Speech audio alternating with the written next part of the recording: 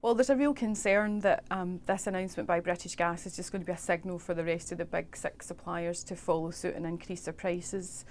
It's devastating news for consumers, but sadly it's not a surprise because they've been threatening it now for the last couple of weeks.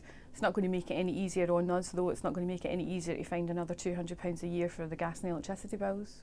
Wholesale prices were at a peak back in 2008. There's still about a third now. Currently, they're still about a third less than they were at that peak in 2008. In the same period, British Gas has actually increased its gas prices by 44%. And that's the real dilemma that we've got. We really just don't understand.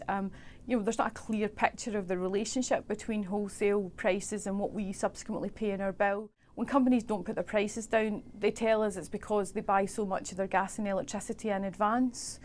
That's why they don't put them down when prices fall, but yet they're more or less immediately putting them up when prices increase. So they can't have it both ways. But I think the whole thing just points out how complicated all this is and the fact we really need a real injection of transparency. The regulator needs to do something, and if they don't, then the Competition Commission has to look at it. Energy prices have far outstripped inflation generally. We're seeing here at a 16 and an 18% price increase. Inflation is higher than it has been, but it's certainly not at those levels, and that's a real concern for people who are already struggling.